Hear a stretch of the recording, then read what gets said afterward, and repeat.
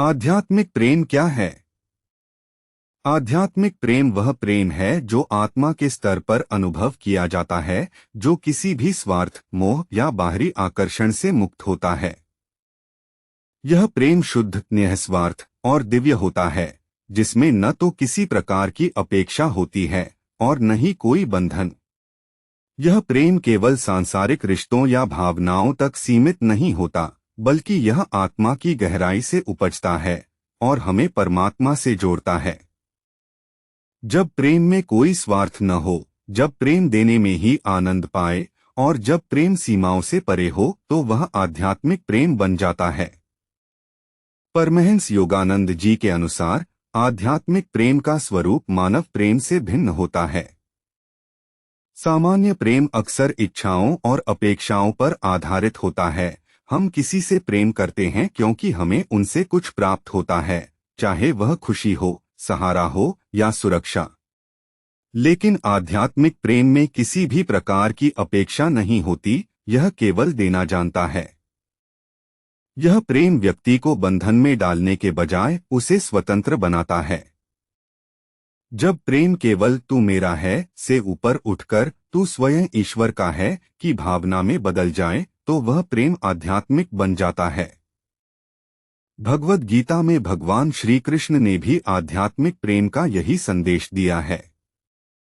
अर्जुन के प्रति उनका प्रेम केवल मित्रता तक सीमित नहीं था, बल्कि उन्होंने अर्जुन को आत्मा के सत्य का ज्ञान दिया, उन्हें सांसारिक मोह से मुक्त किया और उनके भीतर स्थित दिव्यता को जागृत किया। यह प्रेम केवल शारीरिक या मानसिक स्तर तक सीमित नहीं था, बल्कि आत्मा के स्तर पर अर्जुन को मुक्त करने वाला प्रेम था। यही आध्यात्मिक प्रेम है जो हमें आत्मज्ञान और ईश्वर के करीब ले जाए।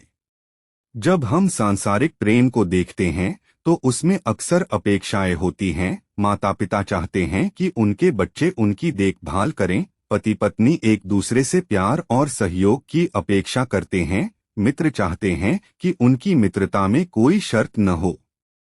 लेकिन यदि इन सभी रिश्तों को आध्यात्मिक रूप दिया जाए तो यह प्रेम मात्र एक भावनात्मक जुड़ाव न रहकर आत्मा की उन्नति का साधन बन जाता है। माता पिता यदि अपने बच्चों को केवल सांसारिक सफलता की ओर नहीं, बल्कि आत्मिक उन्नति की ओर भी प्रेरित करें, तो यह प्रेम आध्यात्मिक प्रेम बन सकता है। इसी प्रकार पति पत्नी यदि केवल शारीरिक और मानसिक संतोष तक सीमित न रहकर एक दूसरे की आत्मा को पहचानें, उन्हें ध्यान और भक्ति के मार्ग पर प्रेरित करें, तो यह प्रेम दिव्य प्रेम बन सकता है। आध्यात्मिक प्रेम की सबसे बड़ी पहचान यह है कि यह स्वतंत्रता देता है, बंधन नहीं बनाता। यह प्रेम किसी को अपने अनुसार बदलने की इच्छा नहीं रखता, बल्कि उन्हें अपने वास्तविक स्वरूप आत्मा तक पहुंचाने में सहायता करता है। यह प्रेम केवल एक व्यक्ति से नहीं होता, बल्कि संपूर्ण सृष्टि से होता है।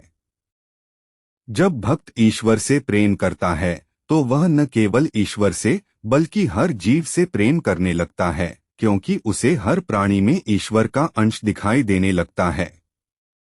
भगवान श्री राम और हनुमान जी का प्रेम भी आध्यात्मिक प्रेम का सर्वोत्तम उदाहरण है।